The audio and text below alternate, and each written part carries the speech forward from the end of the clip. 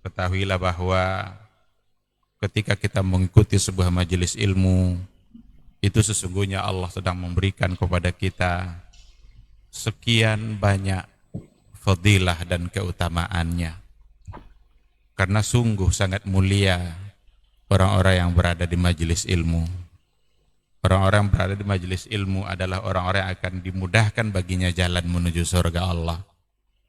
Dalam hadis dikatakan oleh Rasulullah sallallahu alaihi wasallam, "Man salaka tariqan yaltamisu fihi ilman, sahalallahu lahu tariqan ilal jannah."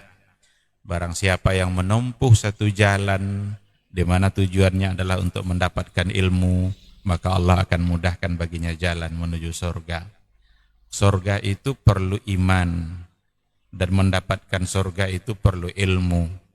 Maka di majelis ilmu lah kita bisa menumbuhkan iman kita, dan di majelis ilmu lah kita bisa mendapatkan ilmu pengetahuan.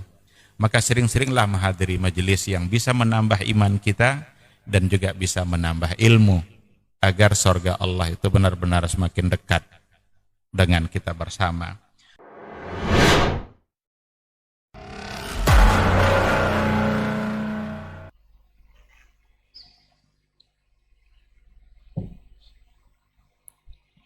Baik. Bismillah. Assalamualaikum warahmatullahi wabarakatuh. Alhamdulillahirabbil alamin, hamdan katsiran thayyiban mubarakan fi kama yuhibbu rabbuna wa yarda, wa amma ba'd. 91,1 FM Radio Rabbani, merajut ilmu dan peradaban, generasi Rabbani dan pemirsa KMTV dimanapun Anda berada di kesempatan malam hari ini. Alhamdulillah kita kembali di Pondasi Podcast Dakwah Islami untuk kesempatan malam hari ini. Kita bersyukur kepada Allah Subhanahu wa taala atas segala limpahan rahmat dan karunia-Nya kepada kita bersama di hari ini dengan turunnya hujan. Allahumma shayban nafi'an. Kemudian salawat dan salam kepada Nabi Muhammad sallallahu alaihi wasallam selaku qudwah dan uswah hasanah kita dalam kehidupan. Kita permohon salawat ini tersampaikan selalu hendaknya kepada seluruh keluarga beliau, kepada para sahabat, dan tentunya juga kepada orang-orang yang senantiasa istiqomah menjaga dan menjalankan ajaran serta sunnah-sunnah beliau hingga hari kiamat kelak. Baik, generasi Rabbani dan pemirsa KMTV, kita kembali di Pondasi untuk kesempatan malam hari ini bersama guru kita Ustaz Dr. Helmi Basri LCMA Hafizahullah Ta'ala. Alhamdulillah sudah berkesempatan hadir di studio kita bersama untuk hari ini. Dan juga kita akan membahas sebuah tema yang notabene-nya sangat penting kita bicarakan di malam hari ini adalah bukan untuk selamanya. Seperti apa dan bagaimana nanti kita akan berbincang bersama beliau selama lebih kurang 1 jam ke depan. Kita sapa dulu guru kita Ustaz Dr. Helmi Basri LCMA Hafizahullah Ta'ala. Assalamualaikum Ustaz. Waalaikumsalam warahmatullahi wabarakatuh. Masih tetap sehat Ustaz ya? Alhamdulillah. Allahumma shayban nafi'an Ustaz. Hujan turun, mudah-mudahan ini sebagai rahmat juga Ustaz. Amin ya Rabbi. Ustaz, kita akan berbincang mengenai sebuah tema bukan untuk selamanya. Kita tahu Ustaz bahwa setiap yang bernyawa itu akan mati atau meninggal. Kullu nafsin za'iqatul maut Ustaz. Tapi sesering mungkin kita menemui hal ini, kenapa tidak juga membuat kita itu menjadi semakin taat atau semakin dekat kepada Allah. Bahkan ada yang menjadi paranoid Ustaz. Ini dua paradok, ada yang setelah tahu kematian jadi takut akan kematian. Tapi ada juga yang setelah tahu kematian malah semakin jumawa atau semakin menikmati hidup ini hanya sekali. Ini seperti apa penjelasannya Ustaz? Nah, fadal. Baik. Bismillahirrahmanirrahim. Alhamdulillah wassalatu wassalamu ala Rasulillah wa ala alihi wa sahbihi wa mawala. Ikhwati fillah, para pemirsa, para pendengar Radio Rabbani dan KMTV serta ikhwah yang hadir di studio.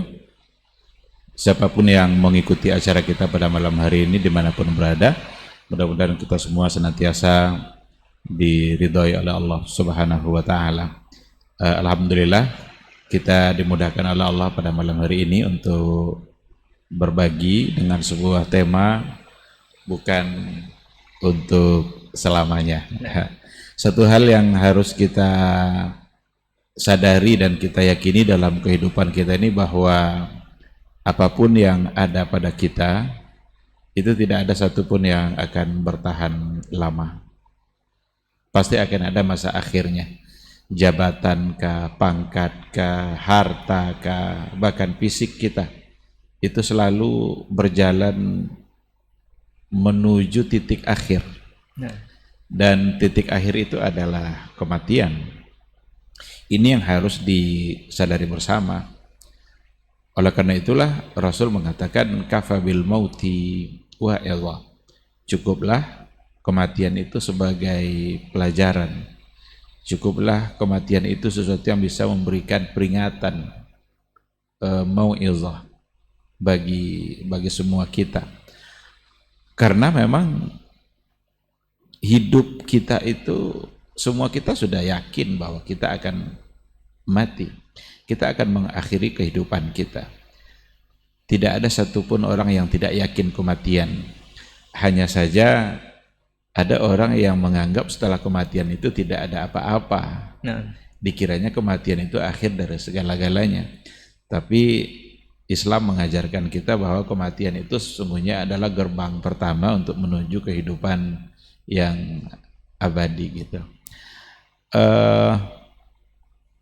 Kalau kita mau berikan penjelasan yang lebih luas, kenapa kematian itu sebagai pelajaran besar, itu bisa terlihat nanti dari beberapa istilah yang memang ada banyak mustalahat untuk kata mati itu sendiri. Ada al-maut itu juga diistilahkan dengan al-wafat. Wafa. Kata wafa itu artinya sempurna. Innama yuwaffas sabiruna ajrahum bighairi hisab. Orang-orang sabar itu disempurnakan pahalanya oleh Allah tanpa hisab. Kata yuwaffa di situ itu wafa. Aufu bil uqud. Taati, sempurnakan transaksi kalian. Maka kematian itu sesungguhnya akan berakhir segalanya setelah segalanya sempurna. Rezeki kita kalau sudah sempurna, kita nikmati semua, berakhirlah kehidupan kita itu. Kalau umpamanya kita punya jabatan, ketika takdir jabatan kita itu memang sudah sempurna menurut Allah untuk kita, maka berakhirlah dia. Ada lagi kata al-maut itu disebut dengan ajal. Ajal itu artinya masa. Idza jaa ajaluhum. Apabila tiba saatnya, apabila tiba masa ajalnya, maka tidak mungkin untuk yastakhirun wala yastaqdimun. La yastakhiruna sa'atan wala yastaqdimun.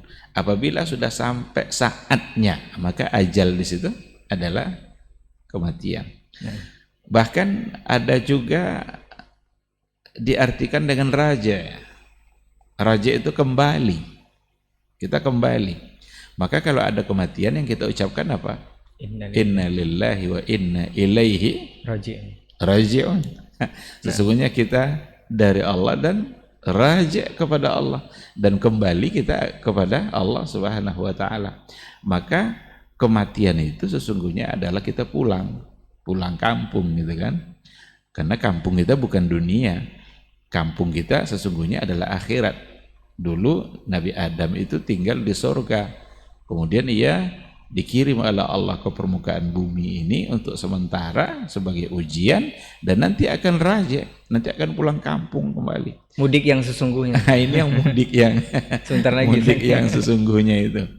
Nah, oleh karena itu, kalau seandainya memang ini adalah sementara dan nanti akan ada perjalanan kita menuju pulang kampung yang sesungguhnya, nah maka perlu ada persiapan.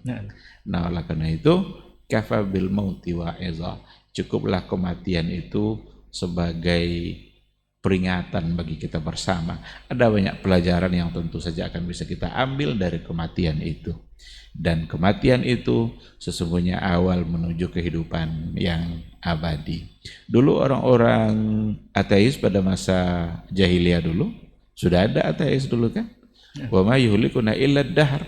Enggak ada yang memusnahkan kita kecuali hanya menunggu masa saja. Artinya masa itu kalau sudah datang ya selesai semuanya. Bagi mereka tidak ada keyakinan bahwa akan ada kehidupan lagi setelah kematian.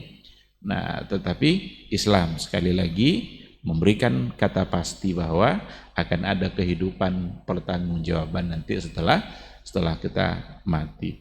Oleh karena itu, kita akan berbicara seputar bukan untuk selamanya. Mari sama-sama kita sadari bahwa sesungguhnya hidup kita adalah sebentar dan nanti kita akan pulang. Orang-orang yang mengatakan bahwa mumpung masih hidup dan hidup hanya sekali, maka berbuatlah semaunya.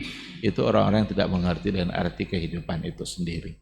Ketika mereka mengerti dengan makna kehidupan yang sesungguhnya, bahwa sesungguhnya hidup sekarang ini disediakan oleh Allah untuk mempersiapkan bekal untuk menuju kehidupan yang jauh lebih lama dan bahkan kehidupan yang abadi. Itu wallahu a'lam. Nah, berarti bukan untuk selamanya ini, berarti kita berbicara tentang kematian atau maut, Ustaz ya. Ustaz, ada yang mengatakan kalau ini kalau tidak salah hadis, Ustaz, banyak-banyaklah mengingat pemutus kelezatan, Ustaz. Jadi ada yang mengatakan, salah satu dai mungkin atau Ustaz, bahwa salah satu cara untuk banyak-banyak mengingat kematiannya dengan ziarah kubur, Ustaz. Jadi makanya semarakkan atau digalakkan ziarah kubur ini, karena salah satu cara mengingat kematian adalah dengan ziarah kubur. Dengan ziarah kubur ini mengingat kematian itu hatinya akan menjadi lembut, Ustaz. Kemudian bersih dari noda dan tidak menyalah-nyalahkan orang lain. Itu kok sampai ke sana larinya, Ustaz ya. Dan apakah cuma dengan ziarah kubur ini kita bisa mengingat kematian atau banyak mengingat kematian itu, atau ada cara lain, Ustaz, yang lebih? Nah, baik. Dalam sebuah hadis dikatakan oleh Rasulullah sallallahu alaihi wasallam, "Aktsiru min dzikri hadimil ladzat." Perbanyaklah kalian mengingat hadimil ladzat, penghancur kenikmatan. Berarti di dunia ini ada banyak kenikmatan. Tapi kenikmatan itu akan dihancurkan nanti. Akan berakhir segala macam bentuk kenikmatan, apapun dia. Harta, jabatan, ketampanan fisik, kecantikan tubuh, dan lain sebagainya. Itu berbagai kenikmatan yang semua orang menginginkan untuk mendapatkannya. Tetapi itu semua nanti akan ada penghancurnya, ada yang akan mengakhirinya, dan itu adalah kematian. Maka perintah Nabi memperbanyak mengingat hadimil ladzat, berarti banyak-banyaklah mengingat kematian. Mengingat mati itu sesungguhnya bukanlah mengingat peristiwa mati. Yang diinginkan oleh Nabi itu bukan semata-mata mengingat peristiwa mati itu, bukan. Karena bukan itu yang substansinya. Tetapi adalah mengingat kematian itu artinya adalah mengingat ma ba'dal maut. Apa yang akan terjadi nanti setelah kematian itu. Oleh karena itu, ketika ada konsekuensi dari sebuah kematian, seperti nanti akan ada hisab di yaumul mahsyar, akan ada mizan di mana amal kita akan ditimbang. Lalu akan ada titian, ada sirat. Apakah nanti kita akan melewati sirat itu dengan mudah, ataukah kita akan terlempar mungkin ke dalam nerakanya Allah, atau bagaimana? Mengingat kematian itu sesungguhnya adalah mengingat konsekuensi dari apa yang akan terjadi setelah kematian. Nah, jangan lalai, jangan nanti dianggap itu tidak ada. Padahal ayat-ayat sering sekali menggandeng antara iman kepada Allah dengan iman kepada hari akhir. Nah, ketika ada orang yang lalai hatinya, seolah-olah dia tidak akan mati umpamanya. Diajarkanlah oleh Rasulullah sallallahu alaihi wasallam beberapa cara untuk mengingatkan kembali kepada pikiran dia bahwa dia akan mati. Apa contohnya? Seperti umpamanya ikut menyelenggarakan jenazah umpamanya. Nah, itu akan ketika kita ikut memandikannya, ikut mengafaninya, si mayit yang sudah tidak punya nyawa tidak bisa berbuat apa-apa, bahkan mandi saja dia sudah tidak bisa. Sebagaimana dia dulu lahir tidak bisa berbuat apa-apa, tapi masih bisa bergerak. Sekarang dia juga tidak bisa apa-apa, bahkan tidak bisa bergerak. Nah, itu semua akan memberikan satu peringatan dan akan mengingatkan kembali bahwa suatu saat nanti kita akan sampai ke titik itu. Atau mungkin dengan bertakziah kita bisa mengingat kematian itu dan bertakziah ke rumah duka.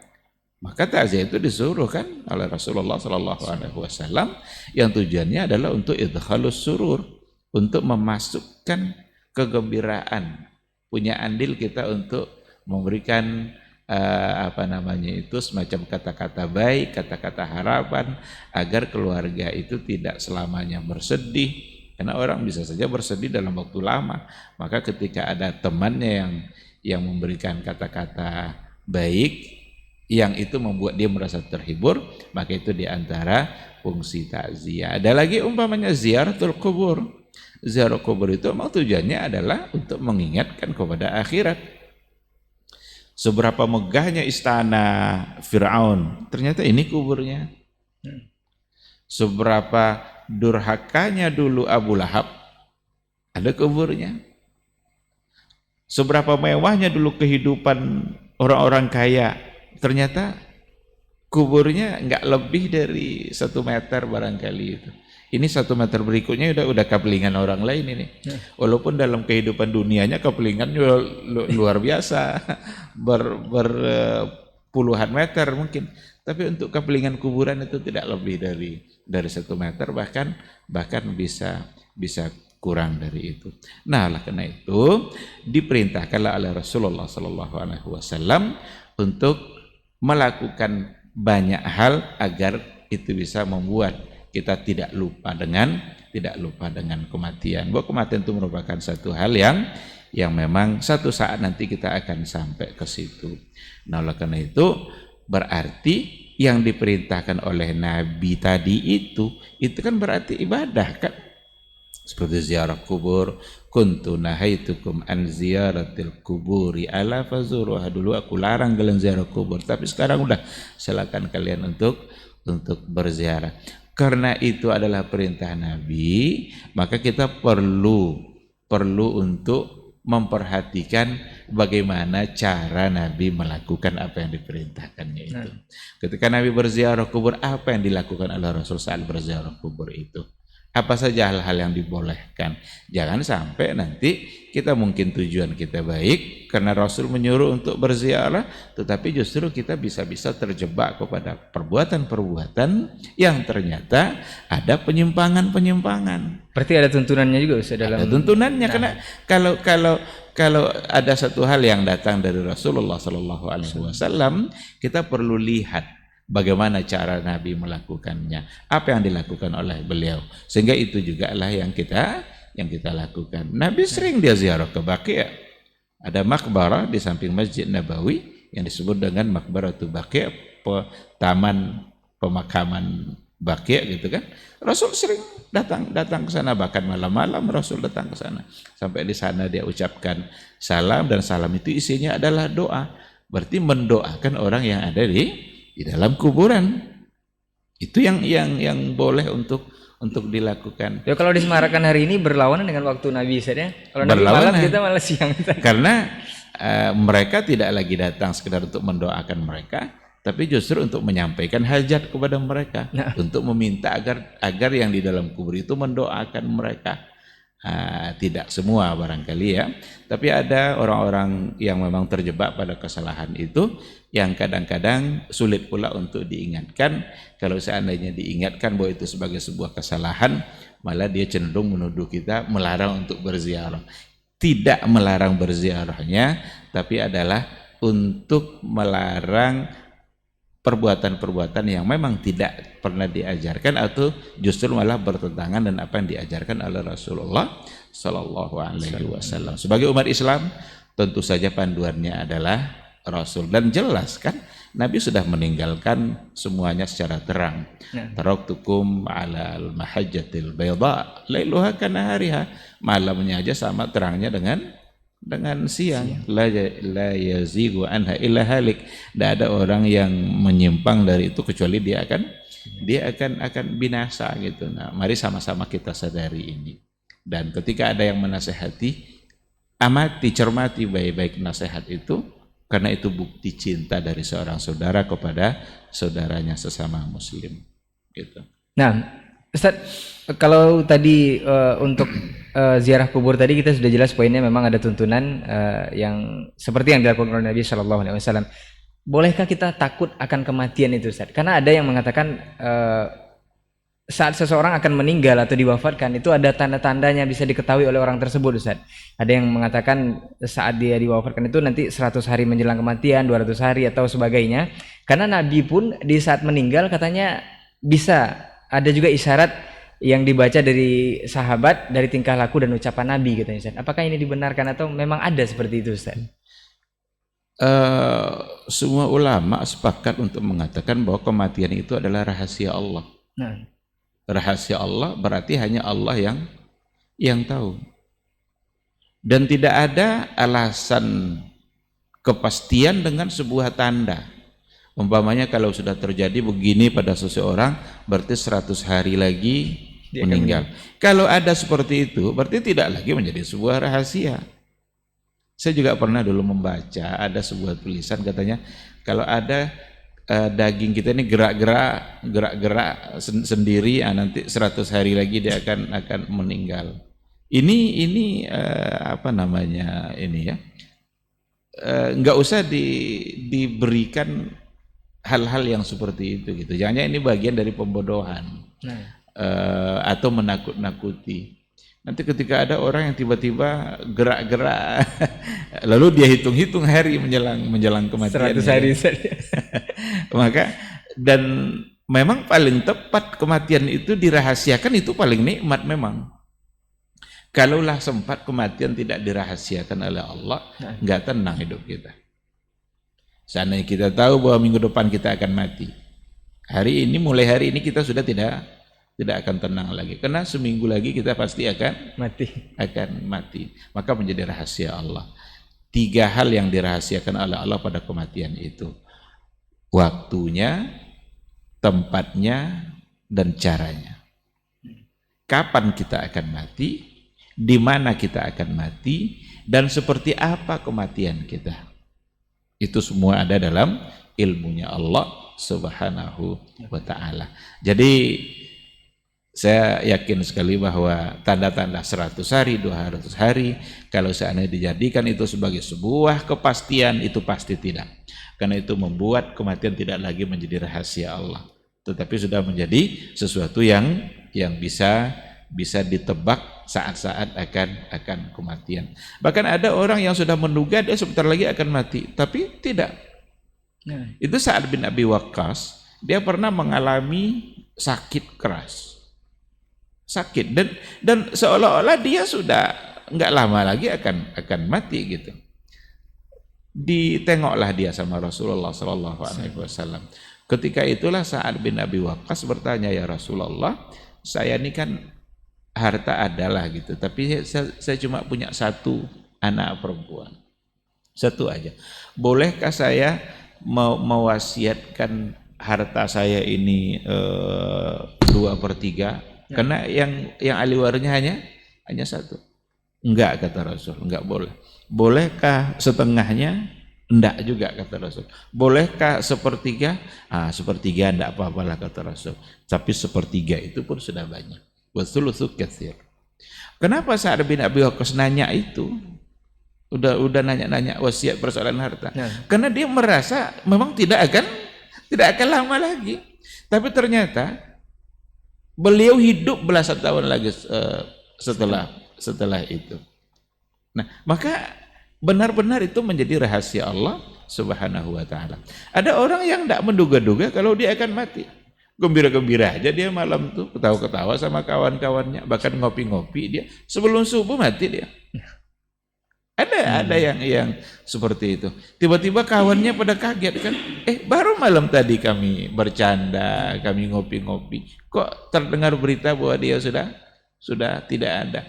Ini semua menggambarkan bahwa benar-benar itu adalah kehendak Allah dan rahasia Allah Subhanahu wa ta'ala. Dan itu pasti datangnya. Oleh karena itu kematian itu bukan untuk ditakuti. Takut pun dia akan datang. Kecuali kalau takut kita lalu lihat dan tidak datang gitu. Takutlah. Enggak, takut pun dia pasti akan datang. Nah, tapi kalau seandainya takut pada kematian dimaknai dengan arti positif.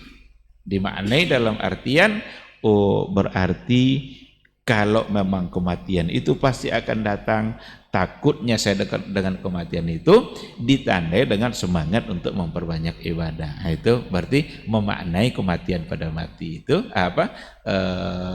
Ketakutan pada mati itu dalam arti yang positif, di mana membuat dia semakin bersemangat untuk memperbanyak ibadah. Kalau seperti itu silakan. Tapi kalau kalau untuk tujuan yang lain, kematian tidak perlu ditakuti, tapi justru perlu untuk dipersiapkan. Bahkan kalau kita baca bagaimana sejarah para ulama, para hukama pada masa-masa dahulu, bahkan ada yang merindukan kematian. Kenapa mereka merindukan kematian? Karena mereka merindukan Allah. Dan cara untuk bertemu dengan Allah adalah kematian. Berarti mereka merindukan kematian agar cepat-cepat ketemu dengan Sang Khalik yang sangat dia cintai. Itu bahasa-bahasa hukama biasa kita dengar seperti itu. Wallahu a'lam. Nah, apakah seseorang itu memang terlahir untuk cenderung banyak ini di akhir zaman ini Ustaz, yang takut, memang paranoid sekali dengan kematian Ustaz. Padahal kematian itu kan pasti Ustaz, tapi sebagian besar kita itu minim dengan persiapan. Kalau ibarat kita perjalanan jauh pasti kita akan membawa bekal yang banyak, tapi kita sudah tahu akan pasti mati dan perjalanan panjang akan kita hadapi setelah itu, tapi kita justru minim dengan persiapan. Ada juga yang diisyaratkan oleh Nabi bahwa di akhir zaman ini kita akan terserang penyakit wahan ini Ustaz. Takut mati dan cinta dunia. Apakah takut mati ini karena memang cinta dunia atau sebaliknya Ustaz? Nah. Orang kalau seandainya di hatinya ada dunia, begitu ia mencintai dunia itu, maka sulit dia untuk meninggalkan dunia. Sulit dia untuk meninggalkan apa yang dia cintai itu. Nah, dikejarnya dunia habis-habisan, habis waktu untuk mengejar dunia. Masa ingin berpisah? Oleh karena itu ketika Nabi mengatakan hubbud dunya wa karahiyatul maut, cinta kepada dunia dan sebaliknya benci kepada kematian. Ketika ada orang yang mengejar dunianya, dia ingin membangun rumah yang bertingkat-tingkat, begitu mewahnya rumah itu. Sekarang sudah jadi, dia tentu ingin berlama-lama. Nah, kalau seperti itu terus, itulah yang akan melahirkan benci kepada kematian itu. Nah, oleh karena itu Islam itu bukan pula menghalang-halangi kita untuk mendapat dunia, karena kita hidup di dunia. Ad-dunya balaghun ilal akhirah. Dunia ini hanya semacam, kalau diibaratkan itu jembatan untuk menuju akhirat. Berarti kita perlu jembatan itu. Nah, oleh karena itu, apapun dunia yang ingin kita kejar, haruslah dunia yang mengantarkan kita kepada kebaikan akhirat. Boleh kita kejar dunia itu, harta umpamanya, carilah harta itu. Tapi bagaimana harta itu nanti menjadi jembatan yang membahagiakan kita di akhirat, mempermudah jalan kita nanti untuk bahagia di akhirat. Jabatan umpamanya, bolehkah kita mencari jabatan? Ada orang yang mendapatkan jabatan tertentu yang dia mengira dia akan mendapatkan dunianya. Silakan. Nabi Yusuf dia meminta untuk diangkat menjadi ij'alni ala khazainil ard inni hafizun alim. Jadikan saya, ibaratnya sekarang itu semacam menteri apanya lah gitu ya. Entah menteri keuangannya atau apalah, dia yang mengatur ekonomi Mesir ketika itu. Dia yang minta inni hafizun alim, dan diangkat memang. Nah, dia minta itu tujuannya bukan semata-mata untuk mengejar dunianya, tetapi bagaimana dunia yang dia dapatkan itu akan melahirkan kebaikan-kebaikan bagi orang lain dan membahagiakan dia di akhirat kelak. Oleh karena itu kata kuncinya, kalau seandainya kita ingin meraih dunia, raihlah dunia itu. Tetapi dunia itu harus melahirkan kebaikan-kebaikan dan kemaslahatan bagi kehidupan diri dan orang lain, serta kebahagiaan dia sendiri di akhirat kelak. Tapi kalau seandainya mengejar dunia lalu akan merusak akhirat, ini yang akan membuat dia takut mati itu. Jadi dikejarnya dunia, tapi dunia itu merusak akhiratnya. Nggak bisa lagi dia bedakan mana yang halal, mana yang haram. Pokoknya duit harus banyak. Halal kah, haram kah? Dia sudah tidak peduli lagi. Orang-orang seperti ini adalah orang-orang yang akan takut pada kematian itu. Nah. Karena dunia yang dia punya tidak menjadi jembatan untuk mendapatkan kebahagiaan dia di akhirat. Nah, Ustaz. Tapi Ustaz, kalau suatu saat nanti kita berbicara tentang kematian saat sakaratul maut ini, Ustaz, berbicara saat sakaratul maut, apa yang paling bisa menyelamatkan kita ini, Ustaz, dari hal tersebut dalam keadaan bisa mati dalam keadaan beriman, dan apa juga korelasi yang bisa diisyaratkan oleh Allah Subhanahu wa taala agar kita tidak boleh mati kecuali dalam keadaan Islam. Ini ya, jadi ayat tadi itu ketika dikatakan oleh Allah begini, wala tamutunna illa wa antum muslimun. Nah, janganlah kalian mati kecuali dalam keadaan muslim. Bertahan dalam istiqamah di atas Islam. Allah bilang wala tamutunna, jangan kalian mati. Sementara kematian itu kita tidak tahu. Nah, sementara kematian itu adalah rahasia Allah. Bagaimana ceritanya Allah larang kita mati sementara kita tidak tahu kapan kita mati. Kita bisa mati kapan saja kalau Allah kehendaki. Nah, maka itu artinya adalah ayat itu, Islamlah kalian setiap saat. Istiqamahlah kalian di atas Islam ini setiap saat. Karena kalian bisa saja mati kapan saja. Kan Allah bilang nih wala tamutunna illa. Berarti istiqamahlah di atas Islam kapan dan dimanapun, sehingga ketika pada saat itu kematian mendatangi kalian tetap istiqamah di atas Islam. Tidak apa-apa kita mau kejar dunia tapi istiqamah di atas Islam. Jangan sampai nanti dunia kita justru membuat kita lalai dari sholat kita. Dunia kita justru membuat kita menjadi sombong. Berarti tidak lagi istiqamah di atas Islam. Ya. Karena dunia sudah membuat dia jauh dari ketentuan-ketentuan agama yang memang diperintahkan oleh Allah dan oleh Rasulullah Sallallahu Alaihi Wasallam.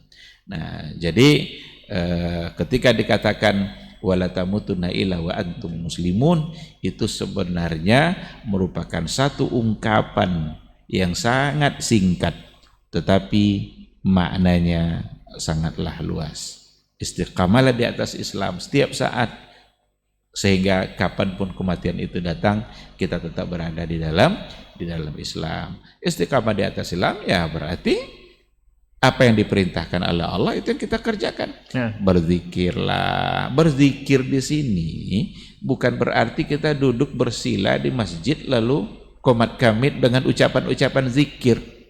Bukan itu. Itu bagian dari zikir. Zikir kan ada dua makna. Zikir ada dalam artian menyebut, ada zikir dalam artian mengingat. Kalau uzkurullah dalam artian menyebut, subhanallah, subhanallah, subhanallah, itu dalam artian menyebut. Tapi ada zikir dalam artian yang lebih luas. Mengingat Allah. Mengingat Allah itu apa? Mengingat azabnya, mengingat nerakanya. Kalau ada orang-orang yang melalaikan sholat, fawailul lil musallin, ingat dia itu, berarti zikrullah. Lalu juga mengingat berbagai macam bentuk kenikmatan, kebahagiaan yang dijanjikan oleh Allah bagi orang-orang yang taat. Itu zikrullah. Oleh karena itu zikir itu kan Ibnul Qayyim sendiri kan membagi-bagi kan, ada zikrul qalbi, ada zikrul lisan, ada zikrul jawarih. Ada zikrul qalbi, hati yang berzikir. Hati yang berzikir adalah hati yang kecintaannya, mahabbahnya selalu tumbuh dan tumbuh kepada Allah Subhanahu wa taala. Karena cinta itu ada pada ada pada hati. Maka meningkatkan kecintaan kita berarti itu zikrul qalbi. Tapi ada nanti zikrul lisan. Ada nanti lisan kita yang berzikir. Lisan berarti dia berucap. Bahkan ada zikrul jawarih.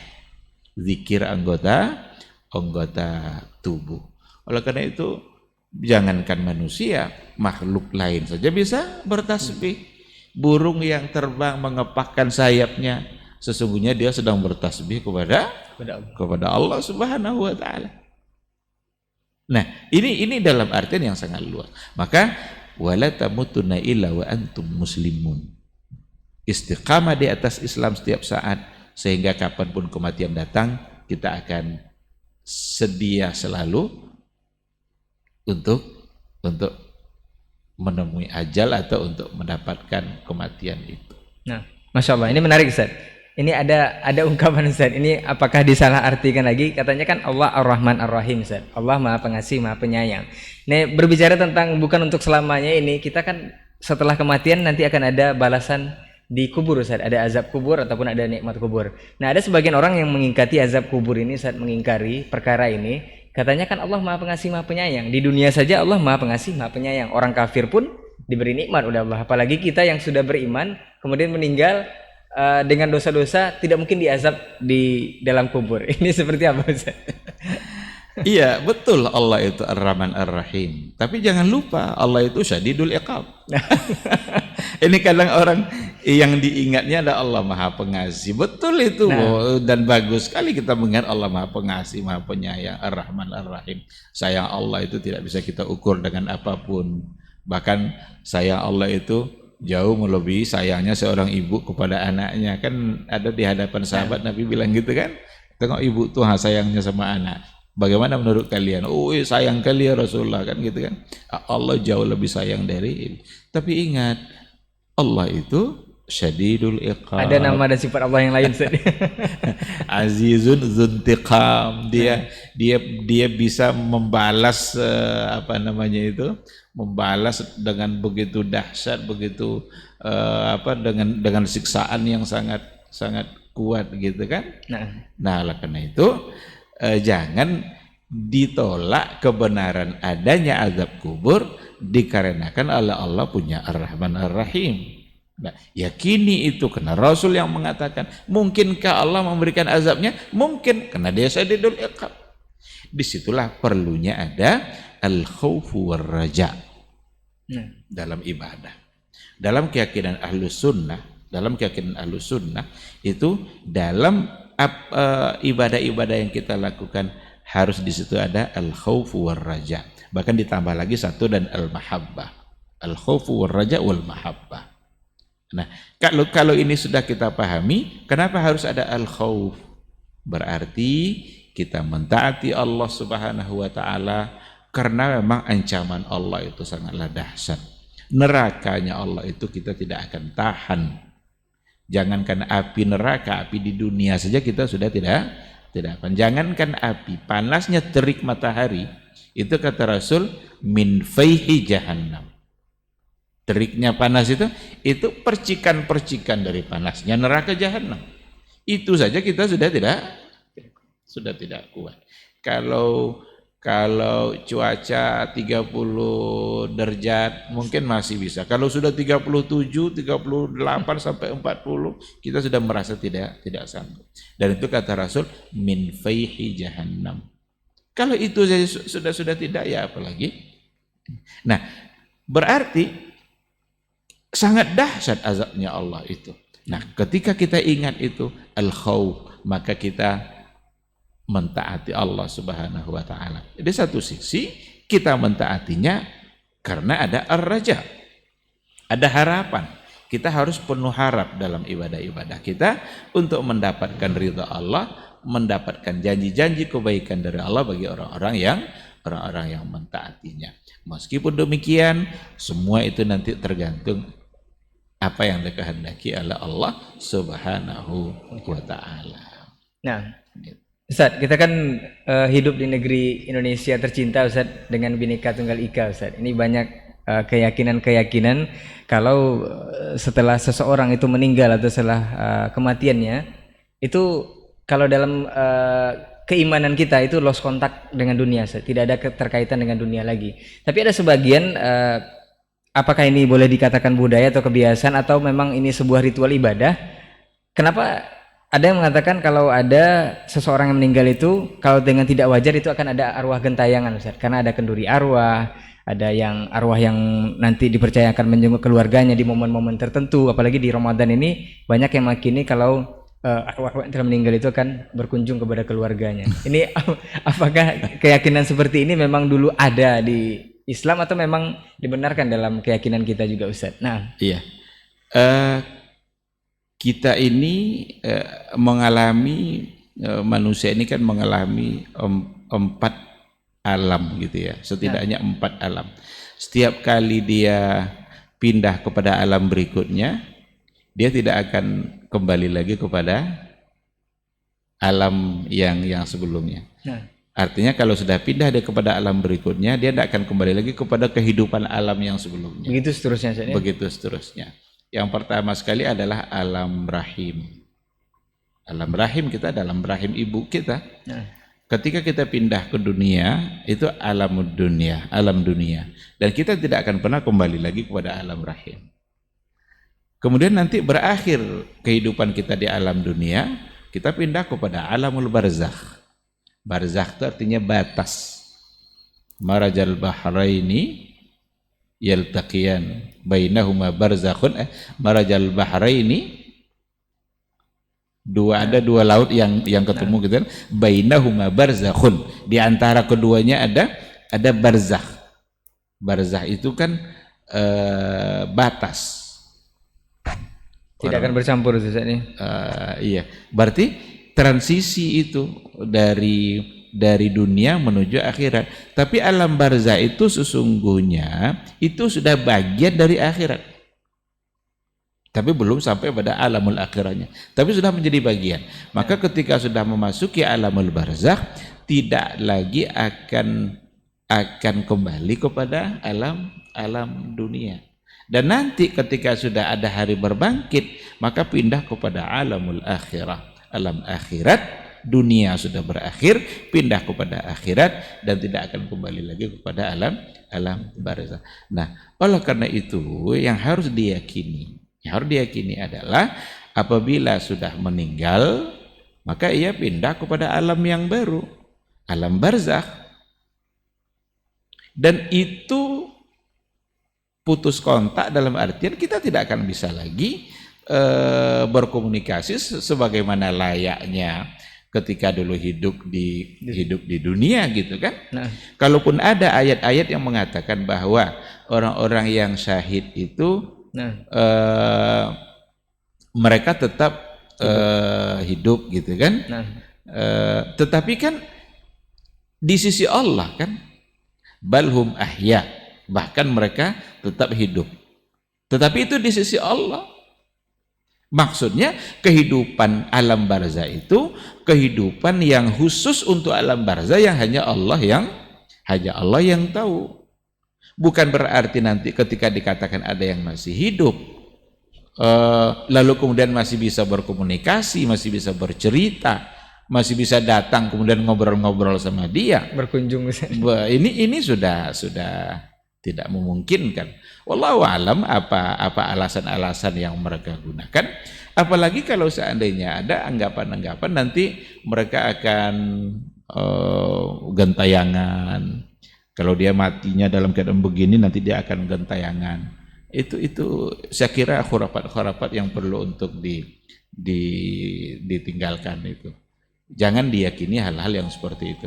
Kalau seandainya ada seseorang yang melihat seperti orang yang sudah meninggal, maka itu karin. Karin itu jin yang dulu menyertai dia dalam kelahirannya, dan dia bisa menyerupai, bisa menjelma, bisa menyerupai. Tapi biasanya tidak dalam waktu yang lama, karena menyerupai dalam waktu yang lama itu jin tidak akan sanggup karena bukan alamnya. Jin kan alamnya alam gaib. Ketika ia menjelma ke alam nyata, dia tidak akan bisa lama, sebentar hilang, menghilang, nggak kuat dia. Sama seperti ikan kan hidupnya kan alamnya kan air. Nah, Dibawa ke darat, dia tidak bisa lama, mati dia ikan itu.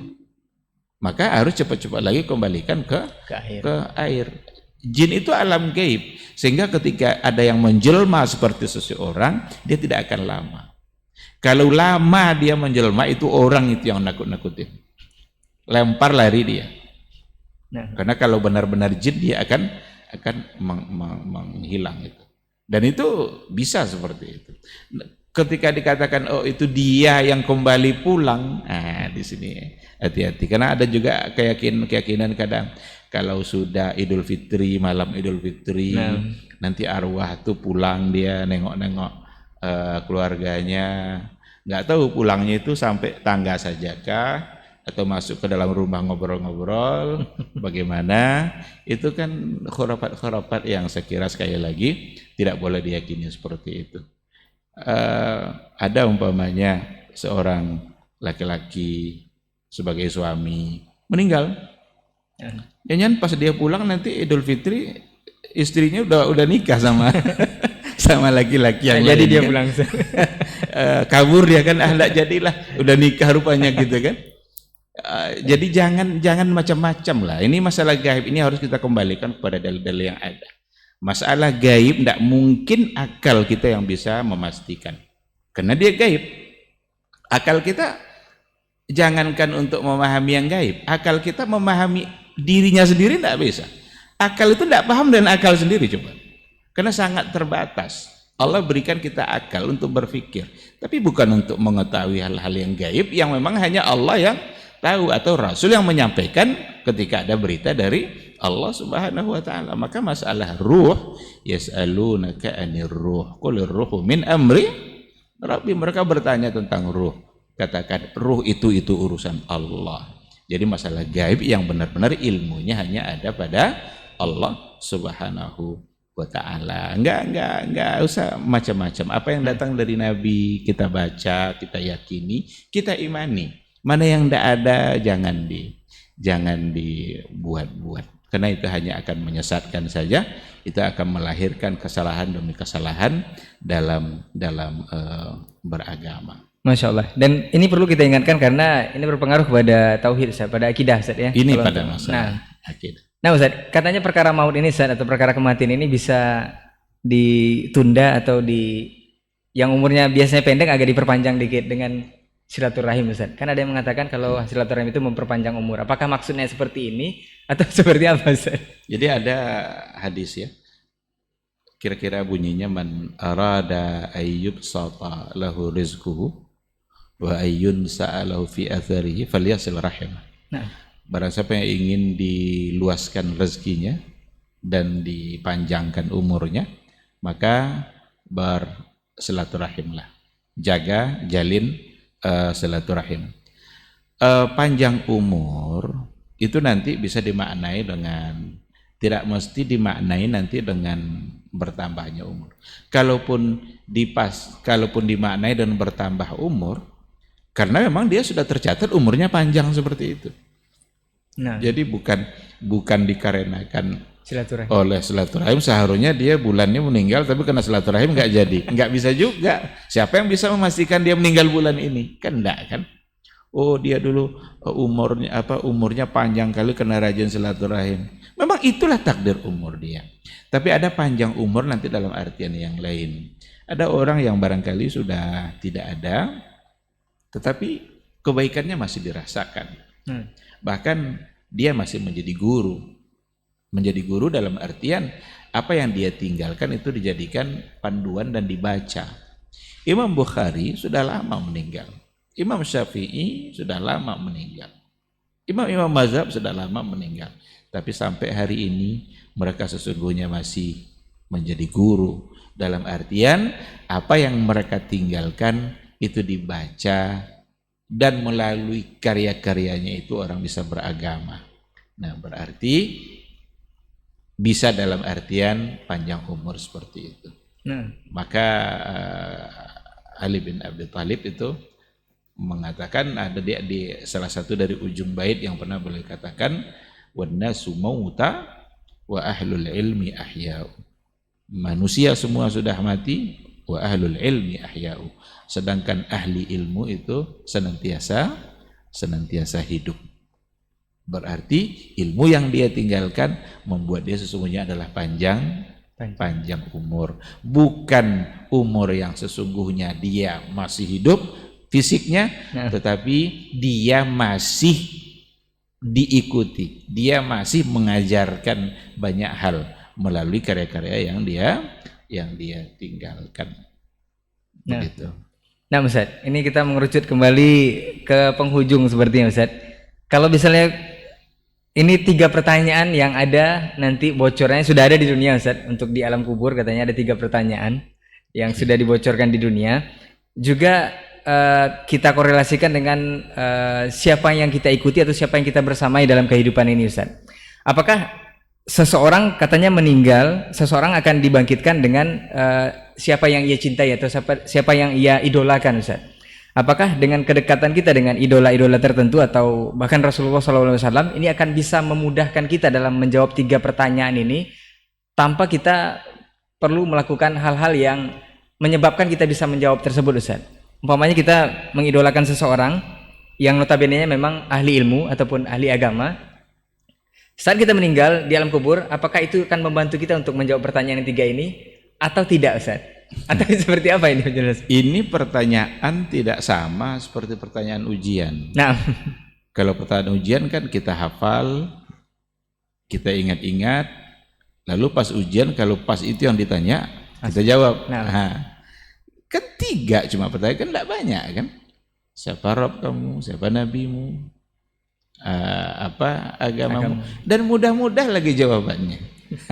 Tetapi sekali lagi ini tidak untuk dihafal dalam artian mengingat-ingat tadi, tetapi dihafal dalam artian dijaga makna dan kandungan yang ada dalam pertanyaan tadi. Nah, sekarang kalau pertanyaannya Marabbuka, siapa Rabb kamu? Dijaga dalam kehidupan dia makna pertanyaan tadi itu. Rabb itu siapa? Al-Khaliq itu siapa? Kita hidup ini tidak bisa tanpa dia.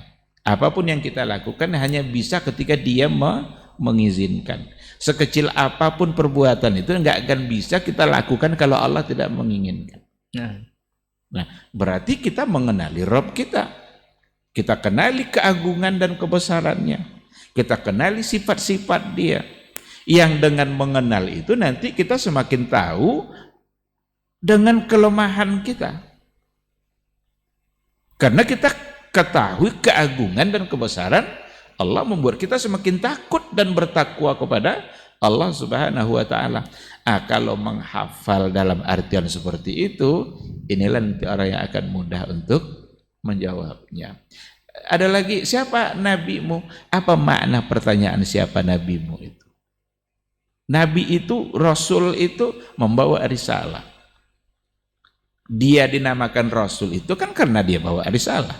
Sekarang ketika kita tahu bahwa Rasul kita adalah Muhammad Sallallahu Alaihi Wasallam, bagaimana semangat kita dalam mengamalkan risalah yang dia bawa? Risalah beliau banyak. Ada risalah yang dalam bentuk perintah, ada risalah beliau yang dalam bentuk larangan. Yang perintah untuk diamalkan, yang larangan untuk ditinggalkan. Seberapa akrab kita dengan pengamalan-pengamalan dari apa yang diperintahkan dan ketaatan-ketaatan meninggalkan dari apa yang dilarang.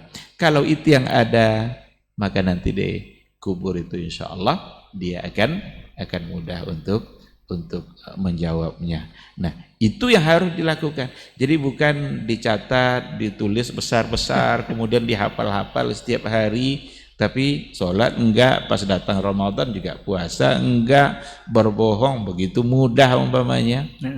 Nah, ini nanti dia akan sulit untuk menjawab pertanyaan yang meskipun sangat mudah untuk dihafal. Apakah nanti akan dibangkitkan dengan orang yang kita cintai? Jawabannya iya.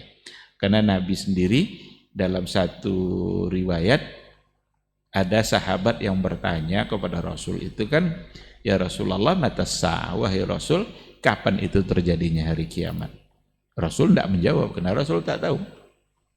Rasul balik bertanya, Maza a'datta laha. Apa yang kamu persiapkan untuk hari kiamat itu? Jadi mempertanyakan kapan kiamat itu tidak penting. Yang lebih penting adalah apa yang dipersiapkan untuk kiamat. Karena kiamat pasti, tidak usah ditanya, dia pasti. Maka mempersiapkan itu yang harus. Ini juga sangat berkaitan erat dengan tema kita malam hari ini. Bukan untuk selamanya. Kalau memang kematian itu satu kepastian, apa yang kita persiapkan untuk mati. Nah, sahabat tadi bilang, saya persiapkan kiamat itu dengan mencintai Allah dan Rasul. Nah, ketika itulah Rasul mengatakan, anta ma'aman ahbabta. Kamu nanti akan bersama orang yang kamu cintai. Nah, dari sini ada isyarat memang bahwa sesungguhnya kita akan bersama orang-orang yang kita cintai. Maka cintailah Allah, cintailah Rasul, cintailah para ulama yang mencintai Allah dan mencintai Rasul dan cara yang benar. Mudah-mudahan kita semua berada dalam bendera yang sama. Bendera di mana kita cinta kepada Allah dan cinta kepada Rasul. Karena bendera itu nanti banyak. Ada bendera untuk orang-orang pembohong. Nah, ada pula bendera, ini pembohong semua nih. Ada bendera. Tidak ada bendera untuk orang-orang munafik. Tapi ada orang-orang yang mencintai Allah dan Rasulnya akan bersama orang-orang yang dia cintai itu. Nah, Wallahu a'lam. ini berkaitan lagi Ustaz dengan kalimat yang dihafal tadi Ustaz. Kalau tadi tiga poin penting, 3 pertanyaan yang katanya mudah-mudah sudah dibocorkan di dunia juga tidak bisa dihafal, tapi dengan mengingat maknanya tadi serta pengamalannya. Ada juga yang mengatakan kalau seseorang itu meninggal nanti itu sesuai dengan kebiasaannya Ustaz selama di dunia. Misalnya seorang yang hobi berjudi, mungkin maksiat, itu akan meninggal dalam keadaan tersebut. Apakah seseorang yang meninggal dengan katakanlah orang yang ahli agama itu sudah bisa mengakhiri kalimat hidupnya dengan kalimat la ilaha illallah secara mudah tanpa ditalkinkan lagi Ustaz? Ini seperti apa Ustaz? Jadi berdasarkan kepada fakta dan kesaksian memang. Kesaksian orang-orang yang menyaksikan peristiwa meninggalnya orang-orang tertentu. Dan memang seperti itu. Ketika ada orang yang memang tiada hari tanpa Al-Quran, lidahnya selalu melantunkan Al-Quran, saat-saat kematiannya memang yang dilantunkannya adalah Al-Quran. Tapi ada di antara orang yang sehari-harinya menyanyi, sehari-harinya habis dengan musik-musik. Di akhir hayatnya juga itu yang akan dia, karena itu yang sudah menjadi kebiasaan dia. Nah, oleh karena itu, biasakanlah hal-hal yang baik. Biasakanlah hal-hal yang baik agar kita nanti mati di atas kebiasaan. Hal-hal yang baik, membaca Quran, kapan ada waktu ambil Al-Quran, setiap selesai sholat ambil Al-Quran, baca. Kalaupun nanti tidak memegang Al-Quran, mungkin kita mengulang-ulang apa yang kita baca, atau lidah kita berzikir, bertasbih, bertahmid. Mudah-mudahan nanti begitu mudah kita mengucapkan kata la ilaha illallah di akhir kematian, di akhir kehidupan kita. Ada orang yang begitu sudah dipaksa untuk mengucapkan la ilaha illallah, dia tidak berhasil untuk mengucapkan itu. Tapi ada orang yang tanpa diajarkan, tanpa dibisikkan, karena memang lidahnya sudah mengulang-ulang kata la ilaha illallah, sehingga akhir kehidupannya adalah mengucapkan la ilaha illallah sebagai bukti dari akhir kehidupan yang baik. Karena kata Rasul, man kana akhiru kalami la ilaha illallah dakhalal jannah. Nah, Itu. Wallahu a'lam. nah Ustaz, sepertinya udah sampai di penghujung Ustaz, hampir 1 jam kurang lebih. Tapi ada poin terakhir Ustaz yang perlu dijelaskan lagi untuk semua kaum muslimin ataupun yang mendengar kita, yang menyaksikan kita di kesempatan malam hari ini dengan tema bukan untuk selamanya. Setelah meninggal tentu kita akan terputus segala aktivitas ataupun hal-hal yang berkaitan dengan dunia Ustaz. Katanya hanya kita yang akan masuk ke alam kubur dengan 3 yang kita bawa. Itu salah satunya adalah doa dari anak yang soleh Ustaz. Benarkah istighfar ataupun doa dari anak yang soleh ini bisa menghentikan cambuk malaikat ketika seseorang, orang tua ataupun anak yang sedang diazab? Apakah ini benar atau seperti apa Ustaz Ya, penjelasan? kembalikan saja kepada hadis yang tadi itu iza mata ibnu adam inqata'a min amalihi amalu illa min salas. Apabila anak Adam itu sudah meninggal maka terputuslah baginya, terputuslah amalnya, amal yang akan memberikan pahala dan kebaikan itu terputus karena dia sudah meninggal. Nah, Tetapi kecuali ada pengecualian. Berarti pengecualian ini amalan-amalan atau sesuatu yang masih bisa memberikan kebaikan kepada dia. Nah, yang salah satunya adalah waladun salihun yad'u lahu. Anak yang saleh yang mendoakan kebaikan untuk dia. Maka doa anak yang soleh untuk orang tuanya itu doa yang diijabah oleh Allah Subhanahu wa taala. Sekarang ketika anak-anak yang soleh itu mendoakan keampunan untuk orang tuanya, Allahumma ufirli dzunubi wali walidayya warhamhuma kama rabbayani shaghira, diulang-ulang itu oleh dia. Dan kalau itu diijabah oleh Allah Subhanahu wa taala, karena memang itu adalah sesuatu yang tidak akan pernah terputus. Rasul yang bilang kan, walaupun orang tuanya sudah meninggal, tapi kebaikannya akan tetap ada. Maka dari situ dipahami bisa. Dan itu berdasarkan kepada hadis yang tadi itu. Oleh karena itu kita menghimbau pada diri kita sendiri dan semua yang mendengar atau semua umat Islam secara keseluruhan agar mendidik anak yang secara baik, sehingga nanti kalau seandainya kita meninggal ada hal-hal yang tidak terputus kebaikannya bagi kita, karena anak yang soleh itu pasti dia akan mendoakan kebaikan untuk orang tuanya. Nah, baik, jazakallah khair Ustaz. Masya Allah, untuk bincang-bincangnya di kesempatan malam hari ini, mudah-mudahan kita juga sesuai pesan Ustaz tadi, kita bisa mendidik anak-anak kita untuk menjadi anak yang soleh dan solehah, karena itu merupakan aset dunia akhirat Ustaz ya. Itu yang akan kita harapkan nanti di alam kubur nantinya. Dan ingat, tema kita malam hari ini adalah bukan untuk selamanya. Ingat, kita di sini bukan untuk selamanya, kita akan pergi ke tempat yang abadi insyaallah, dan mudah-mudahan kita akan berkumpul nanti di surganya Allah Subhanahu wa taala. Afwan untuk semua salah kata kita bicara. Terima kasih untuk perhatian antum semua. Jazakumullah khairan. Dan kita tutup dengan doa kafaratul majelis. Insyaallah kita Senin depan kita akan bersama lagi bersama Ustaz dengan tema yang berbeda insyaallah. Subhanakallahumma wa bihamdika asyhadu an la ilaha illa anta astaghfiruka wa atubu ilaik. Wassalamualaikum warahmatullahi wabarakatuh. Waalaikumsalam warahmatullahi wabarakatuh.